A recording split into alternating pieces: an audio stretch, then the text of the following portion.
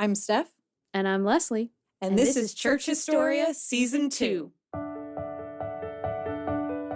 Hey all, welcome back to Season 2 of Church Historia. We are really excited to be back and really appreciate you joining us for our second season. We hope that you really enjoy it. We are taking a very different slice of time. We're going to be looking at Christianity in late antiquity and the early medieval period. So we'll be doing some digging through the archives for this season, and we hope that you enjoy it. I know this has been a fun one for us. Oh yeah, totally. I've learned so much. So this episode, Steph, where are we starting on this glorious journey? We're going to start with Constantine and specifically his involvement in establishing the legality of Christianity, also his involvement in encouraging church unity and calling one of the first church councils in the Council of Nicea. And then we'll also talk a little bit about how this idea of a divinely appointed emperor connects through between ancient Rome and then into Christianity in late antiquity and then on into the medieval period. So we've got a lot of stuff to cover today, so let's jump in. Let's do it. Tell me what late antiquity actually means. Yeah, so we're really going to be from about the 300s or the 4th century up through the 1100s or the 12th century. Periodization in history is really hard. It's not like somebody wakes up one morning and says, yes, we have hereby declared that we are now in late antiquity. It's kind of a general trend. So in this general trend, we're going to see some pretty big changes in the Roman Empire. We're going to be spending a lot of time in Rome, Byzantium, Europe this season. So we're going to talk in a fairly Eurocentric way. It's not to say that other things aren't happening in other places. And when you start getting into this question of periodization, it helps to overlay a geography on that as well, because obviously different places in the world have different things going on, and their kind of periods of development may differ. So when we talk about late antiquity and the early medieval period, we're really talking about Europe and kind of what we call now the Near East, and also Northern Africa as well.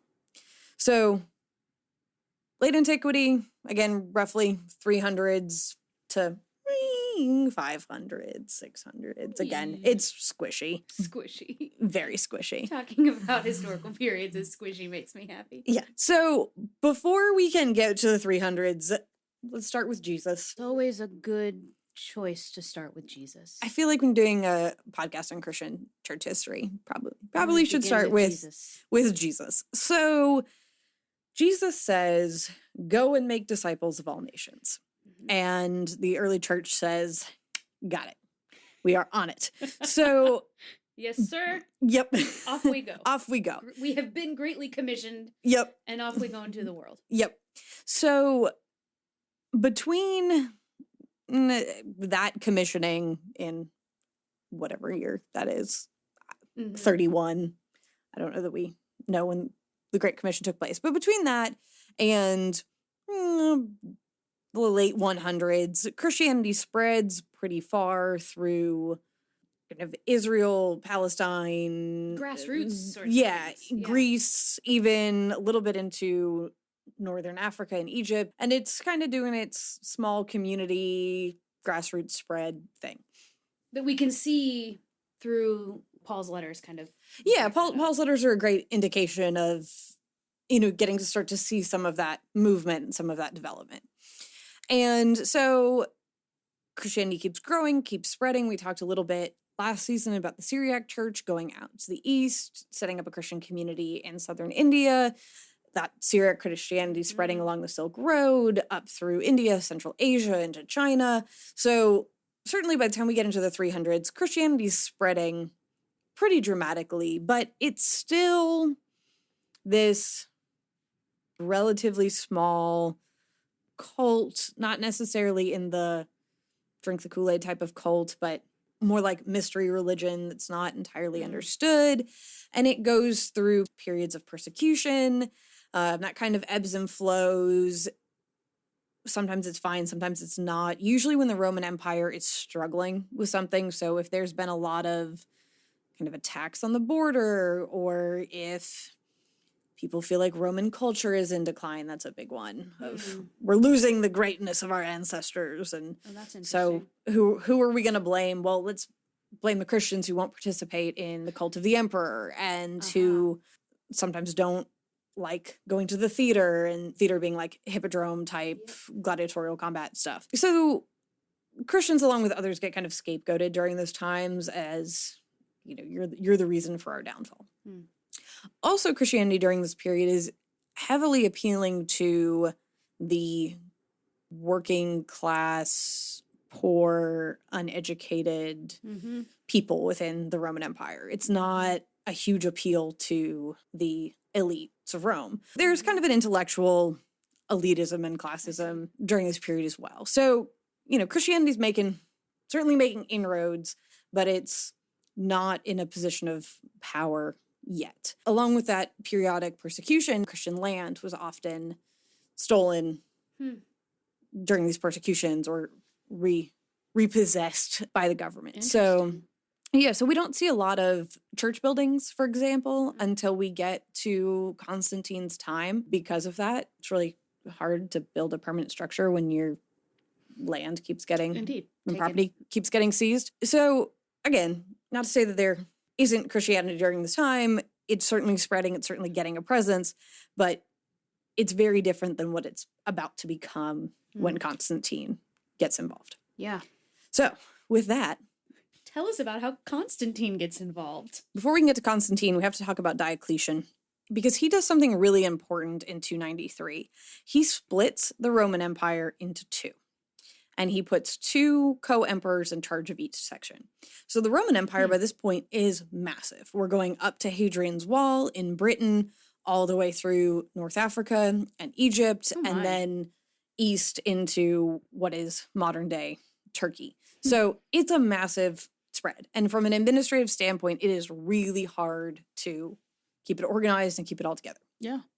So Diocletian splits it in two, and Constantine is one of the co-emperors in the east.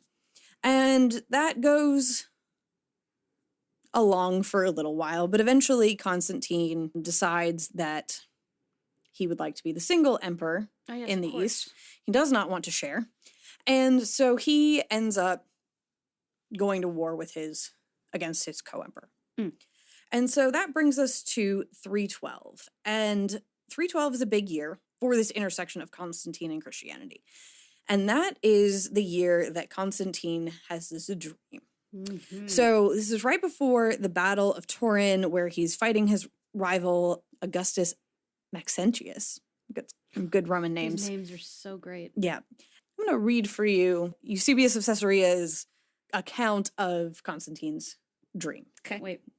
So, Eusebius says of Constantine that he said that about noon, when the day was already beginning to decline, he saw with his own eyes the trophy of a cross of light in the heavens, above the sun, and bearing the inscription, "Conquered by this."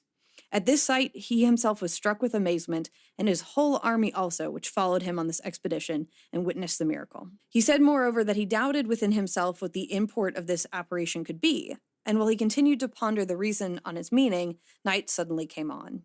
Then in his sleep the Christ of God appeared to him with the same sign which he had seen in the heavens, and commanded him to make a likeness of that sign which he had seen in the heavens, and to use it as a safeguard in all engagements with his enemies.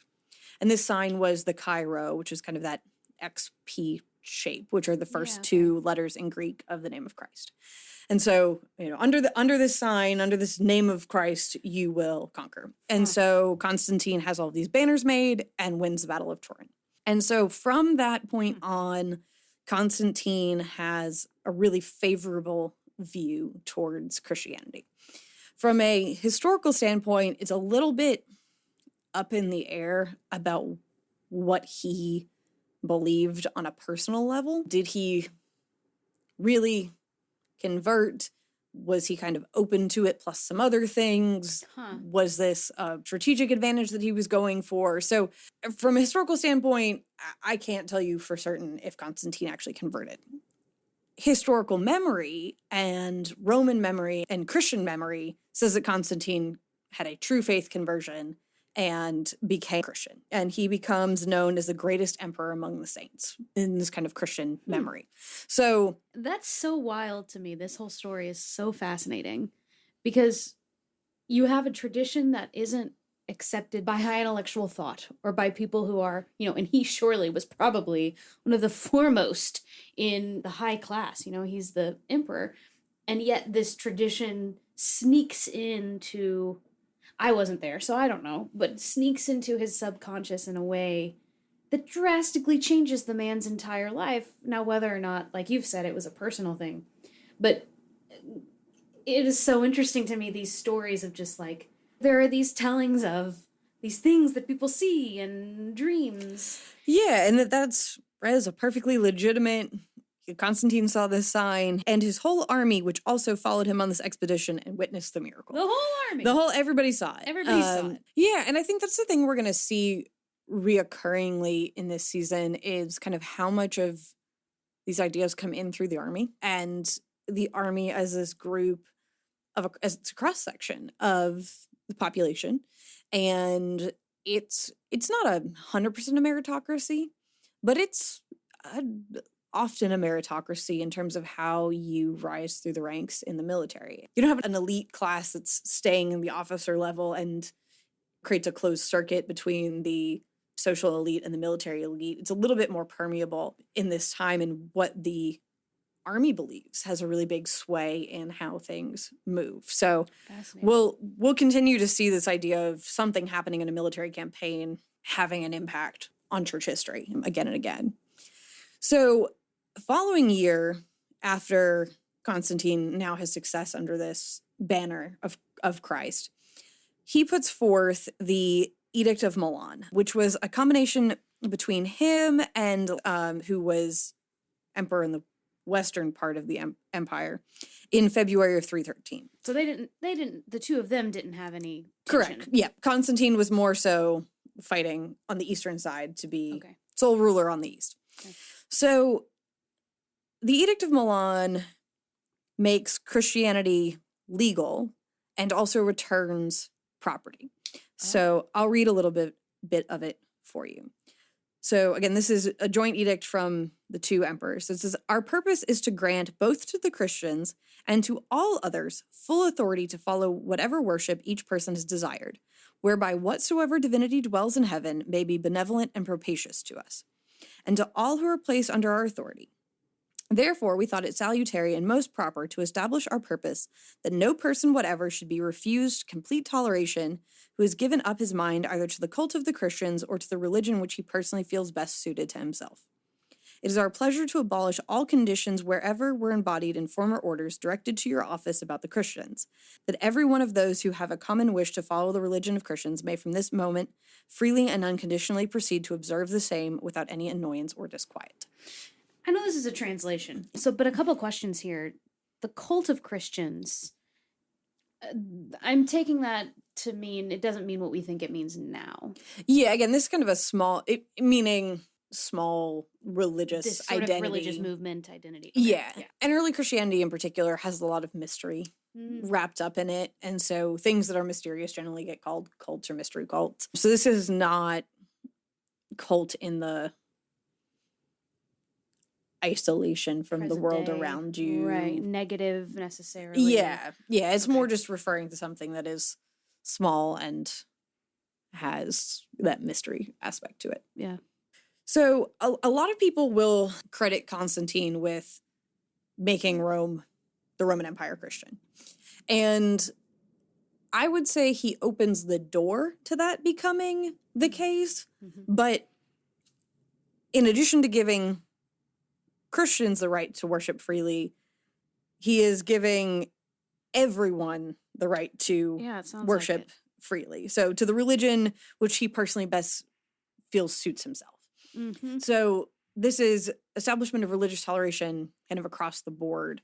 It's not until 380 and the Emperor Theodosius that we get the Edict of Thessalonica, which makes Christianity, and specifically Nicene Christianity, which we'll talk about in a minute, the official religion of the Roman Empire. So Constantine just legalizes it, and then we have another, whatever that is, 65 years to go before it has enough power to become the official religion. But getting to legality is a huge step. And as I mentioned earlier, this is when we start to see the development of churches and things like that and more permanent structures. So this legalization and this ability to have and maintain property kind of unmolested is a huge step in Christianity becoming a bigger thing, becoming a more influential thing, and ultimately growing into the thing that we recognize it to be today. So having defeated his co-emperor and now being sole emperor of the East, Constantine needs a new capital. And so he decides he's going to build a new capital in Constantinople and dedicates it in 330 and starts major work about fortifying it. It was a city that existed before then on a kind of bluff over the ocean. But did it just happen to be named Constantinople? No, it had another name before that. I see. Yes, of course. It had another name before that. But he then makes it into the city that it is today. And today we know it as Istanbul. So from an art history standpoint, this establishment of Constantinople is a really interesting one because this is the start of the Byzantine art style. And what's interesting as an art style is it forms fairly mature kind of right off the bat.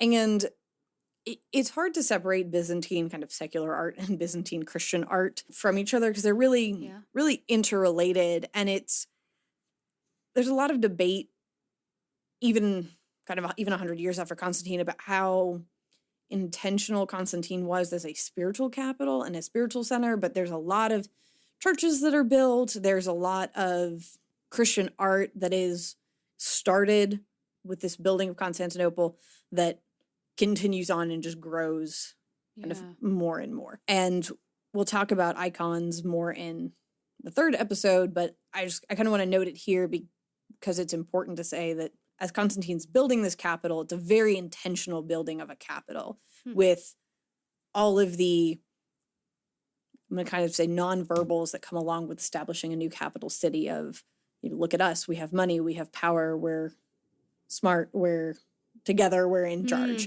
It sounds like he's being very intentional with curating and building a new culture that looks new, that feels new. Is that accurate?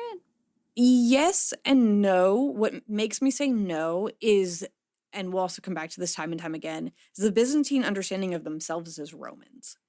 So Constantinople gets nicknamed the New Rome.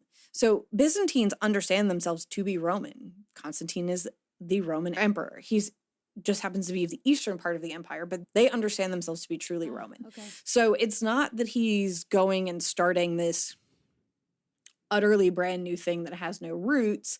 It's he's doing it in the east. There's sort of Rome in the west, and that's the seat of power for the western part of the empire, but he's creating that new Rome here in the east. And when you think of all of the kind of lore and mythos about Rome and its grandeur and its heritage and its awesome at everything ever, right? Like that's New Rome has to have all of that stuff as well. So it gets expressed in a different way, and that is that kind of newness that you were talking about, but it's very attached on the tradition of Rome. Yes.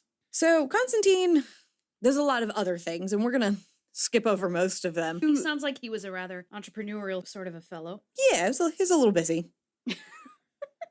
And specifically for this podcast, I want to talk about the First Council of Nicea and the role that Constantine plays in that.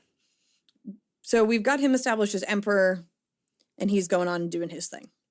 Well, around the same time, the church is working to define what it is that it really believes.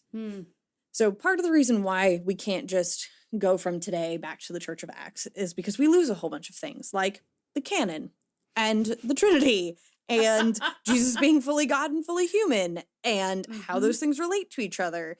And we miss a lot of really important concepts. And so this is the period that the church is working all of that out and trying to expand on what they have from sort of a religious text standpoint, from the things that have passed down to them, and how do they really codify this and make this a legitimate thing, especially as it starts to spread. And one of the things we have to keep in mind, not only for this conversation, but throughout the whole season, is how seriously people take having correct orthodoxy. So if you take really, really seriously that Jesus is the way, the truth, and the life, and there is no way to the Father except through him, you've got to make sure that you believe the right thing about that, because the consequences of being wrong are significant and eternal. And so there is very much a concern about getting this right and having the right things being taught. I mean, you brought up the Pauline letters earlier. Even from the Pauline letters, we can see that the church is kind of struggling with variation in teaching and what is the right way as information is disseminated, but disseminated slowly and secondhand and third hand. And maybe one person in the community can read something, but everybody else can't. So what does that look like? And how do you maintain that unity? And in response to that question, there's a ton of answers. And one of the sets of answers is coming from a guy named Arius, who was born around 256 and lives till about 338.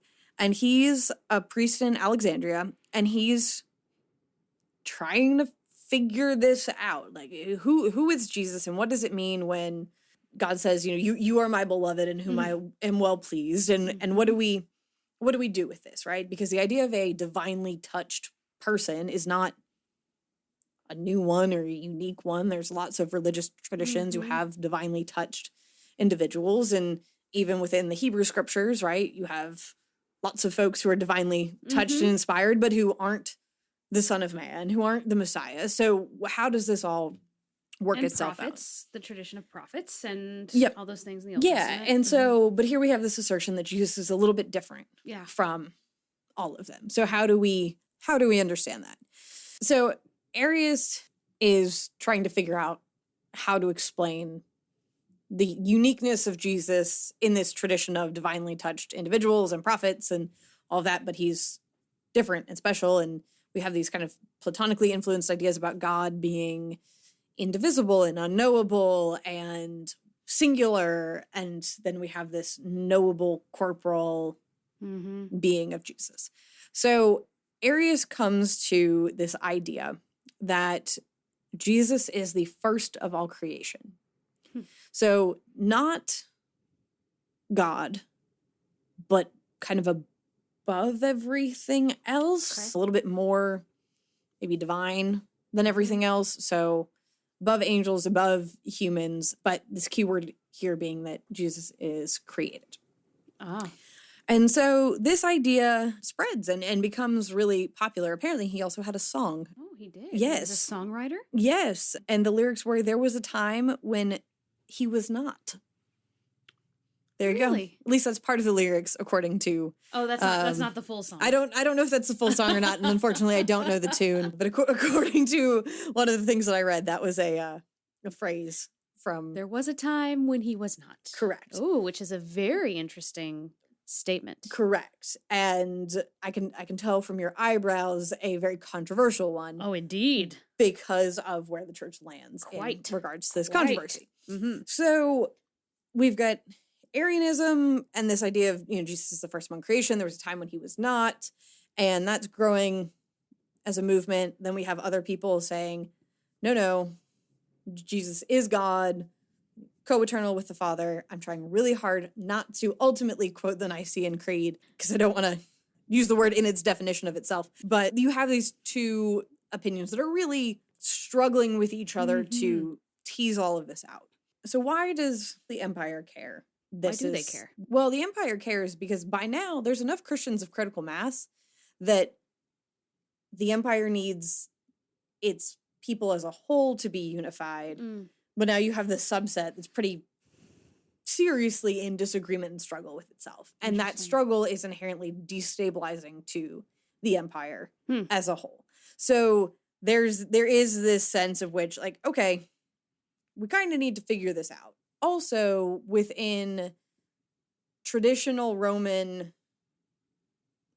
pagan religion, the empire as a body politic was very involved in that discussion.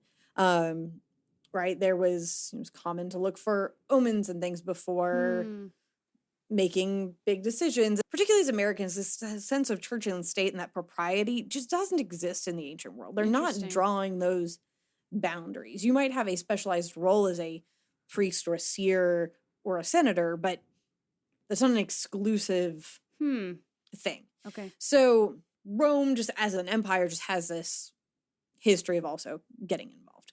Okay. So there's a lot of back and forth between Arius and his followers and the other group being led by Alexander, who's the bishop of Alexandria.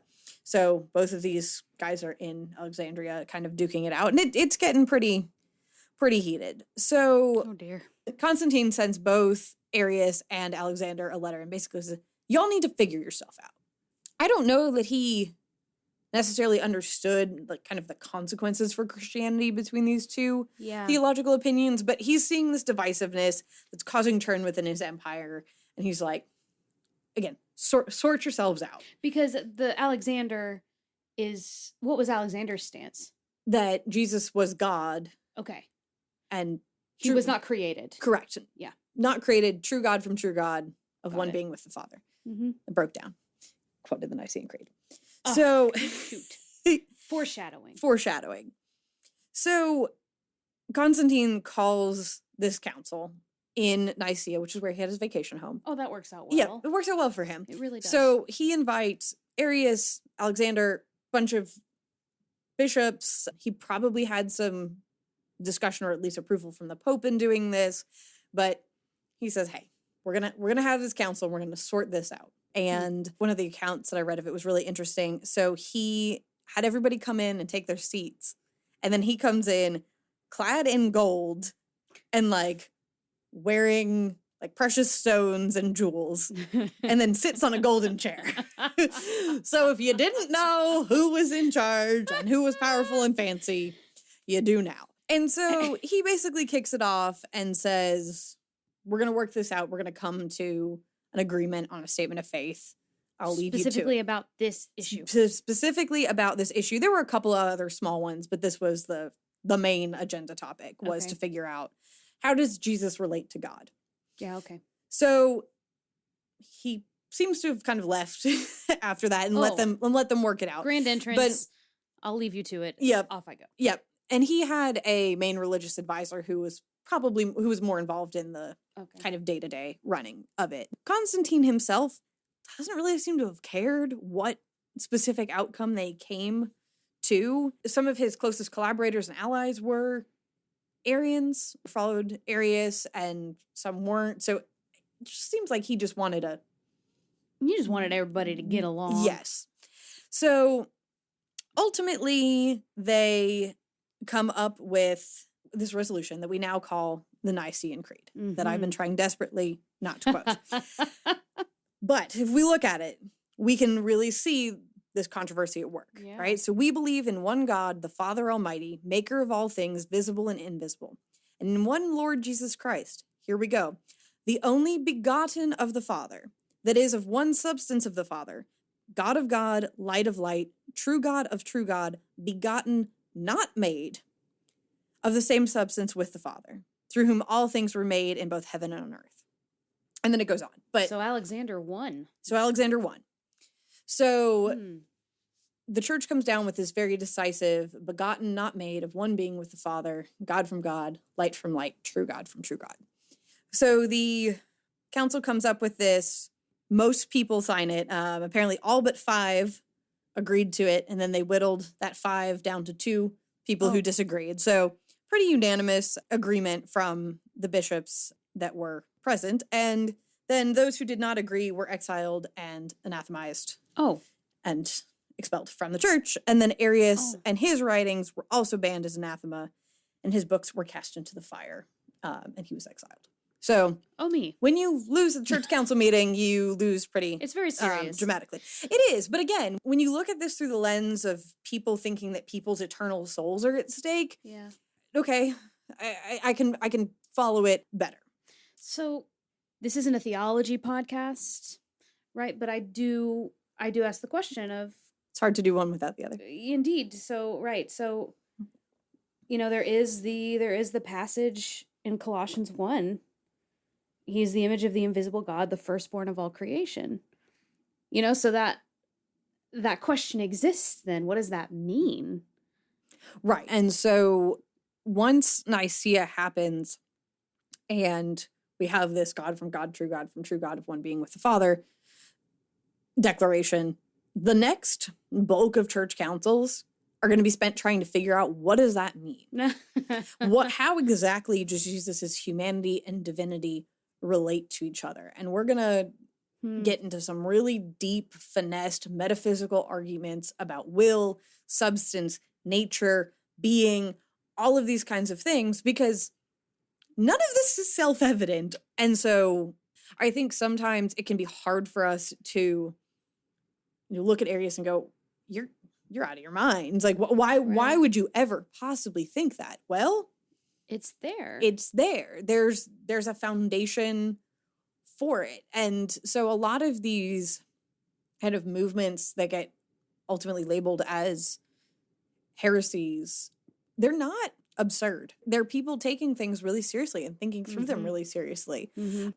I think it's good for us to look at them and study them, because they're not... be aware.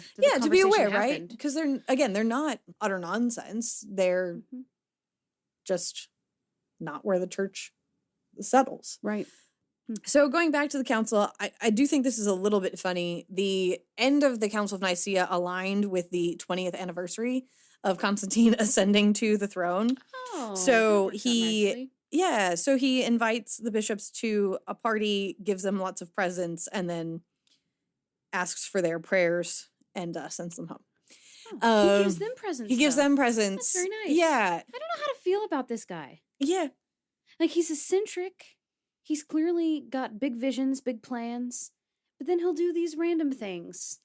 They like give gifts to people. Maybe that was just cultural, but... Well, cultural, but also, I think, strategic in a way. If right now you're going home with tales of the emperor's generosity, of how magisterial he is in his golden bejeweled robes and his gold chair, right? How powerful he is, and also you're going home with this unified, the church and the emperor hereby present you the Nicene Creed. So I do think there's a little bit of all of that at work. And it depends. You can read that any number of ways. Of look at Constantine being so nice, and also look at Constantine being so conniving. Yeah, right. And they might be one and the same, right? So interestingly, though, this is not the end of the story, right?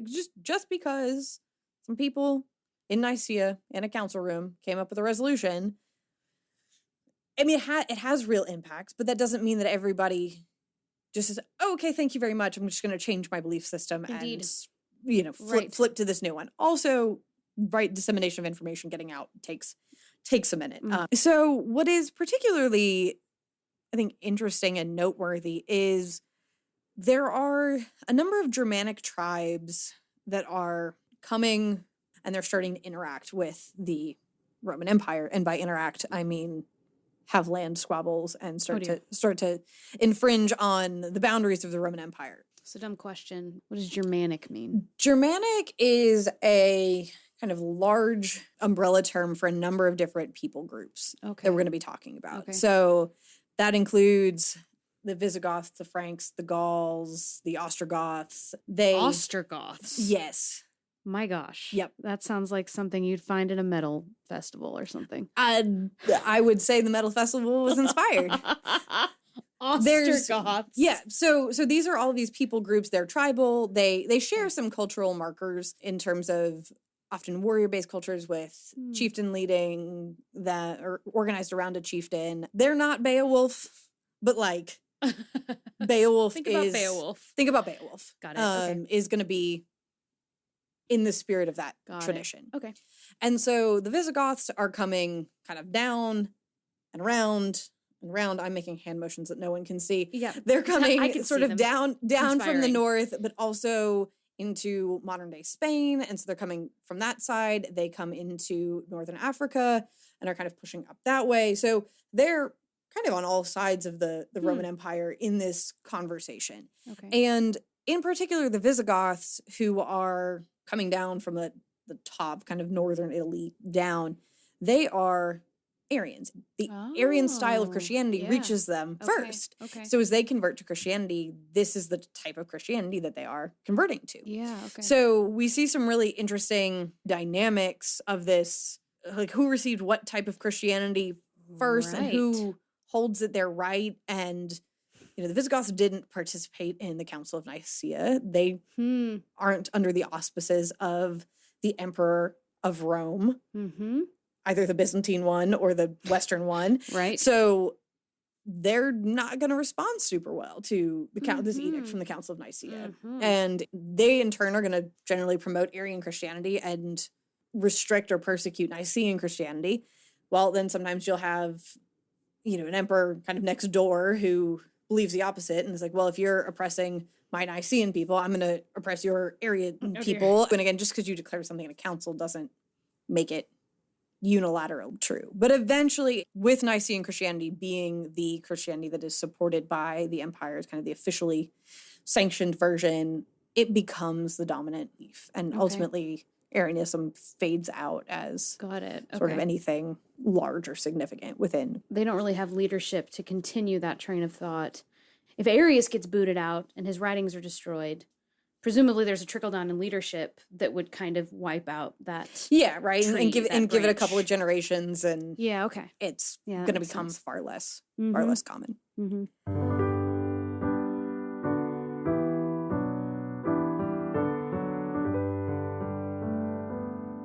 For me, Constantine calling the Council of Nicea and presiding over it to at least some degree sets a really important precedent for the rest of Christian history, especially over the next couple hundred years, that there is this really close relationship between the emperor and the church. We're going to see it time and time again of emperors are going to show up at church councils and call church councils, and they're going to be important for saying, hey guys, there's something divisive going on and you need to figure it out. And this really sets that precedent. But as I mentioned before, this isn't coming out of nowhere, right? Rome has this long-standing idea of blending the political and the religious, and specifically we see it starting with Julius Caesar, first emperor, right, when Rome moves from being a republic to being an empire. And he takes on a lot of these titles throughout his life, but after he dies in particular, he becomes deified. And that then kind of passes down, and when Augustus, who succeeds him, dies, Augustus gets to be deified, and then we sort of hit this period of time where, like, kind of deified during your life as well, and it's like a semi-honorary title, but, like, some of the populace, like, legitimately believe that Caesar was deified, so were the emperors really gods? They certainly had the titles of it, right? Okay. So this idea of a deified, a blessed, divinely touched leader is a really entrenched one within Roman understanding and Roman thought. And it lasted really up through the 2nd century, and then it started to decline. So it really does overlap with Christianity. And so Christianity has this touchy relationship with it, right? The emperor can't be God, but they are this kind of extra special individual. So into this world of the imperial cult and this divine emperor, Christianity starts to step in. And then you have Constantine with his connection with Christianity. Again, is he Christian or not?